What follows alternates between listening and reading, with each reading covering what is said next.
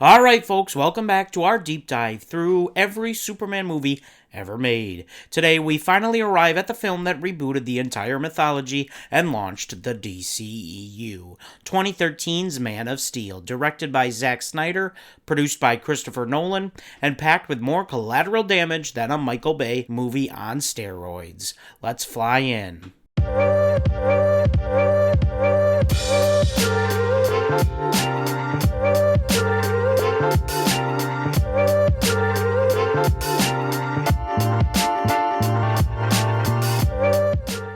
We open on Krypton that looks kind of like Star Wars and Avatar had a baby, and it's kind of awesome. Jor-El, played with a regal calm by Russell Crowe, tries to save his dying planet and his newborn son, Kal-El, from Krypton's impending destruction. Meanwhile, General Zod, Michael Shannon, chewing scenery like it's his job, leads a coup, gets banished, and vows revenge. Kal-El gets launched to Earth in a high-tech space bassinet, and boom, cue the Superman origin story 2.0. Flash forward, Clark Kent, played by Henry Cavill with the jawline of a demigod, is a drifter trying to find his place in the world. Through non-linear flashbacks, we see his childhood in Smallville, guided by Jonathan and Martha Kent. Kevin Costner's Jonathan gives us one of the most controversial moments in Superman film history, telling Clark maybe he shouldn't have saved a bus full of kids. Yeah, it's an interesting choice. However, Jonathan Kent's death scene is one that makes me cry every time I watch it. Clark eventually discovers his Kryptonian roots, meets the hologram of Jor-El, and dons the suit. And let's be real, that first fight scene, it's a chef's kiss. Then Zod returns to collect Kal-El, terraform Earth, which is what every Superman villain wants to do, but this time they'll terraform it into a new Krypton and shout a lot.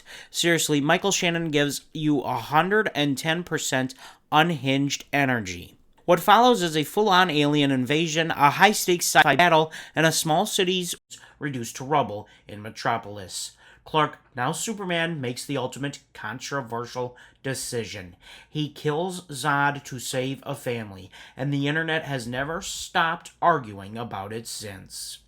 Let's talk about what works. Henry Cavill is perfectly cast. He looks like Superman stepped off the comic page and brings real emotional depth to a conflicted Kal-El. The Krypton opening? Well, it's straight fire. It's the most creative version of Superman's homeworld we've ever seen. Hans Zimmer's score is thunderous and soaring, giving Superman his own unique musical identity separate from John Williams' theme. And Snyder's visuals are undeniably striking. From flight scenes to destruction, it's big, bold, and cinematic. And you can't forget about the cast, which is phenomenal. In addition to the aforementioned stars, we have Diane Lane, Lawrence Fishburne, Christopher Maloney, Richard Schiff, Harry Lennox, and Michael Kelly. All actors you've probably seen in a movie or two. But here's where Man of Steel gets a little divisive. The film is dark. Some say it's a modern, grounded Superman. Others say it's joyless and misses the character's optimistic core. Jonathan Kent's "Let the Kids Drown" speech, yeah, it's still a head scratcher, and you can't explain it. And of course, Superman killing Zod, for some fans, it's unforgivable. For others, it's a necessary evolution for Superman, who hasn't yet defined his moral compass. This movie isn't just a reboot, it's a total reinterpretation. It tosses out the Donner-era camp and charm in favor of a mythic alien Jesus metaphor with trauma. It asks the question, what if Superman landed today? How would the world react? It's less about saving cats from trees and more about existential dread and moral dilemmas. And love it or hate it, Man of Steel shaped the next decade of DC films, which, as we know, may not have been as successful as it should have been. Man of Steel is bold, flawed, gorgeous, and ambitious. It's not the Superman everyone wanted, but it's definitely the Superman of its time. Whether it's inspired or infuriated you, it changed the game. Is it a classic? That's up for debate, but it was the spark that ignited the DCEU fire, for better or worse. What do you think? Was Man of Steel a misunderstood masterpiece or a Kryptonian mishap?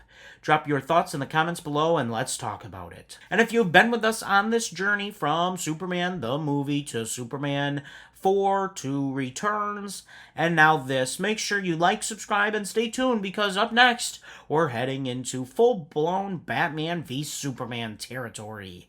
Until next time, stay super.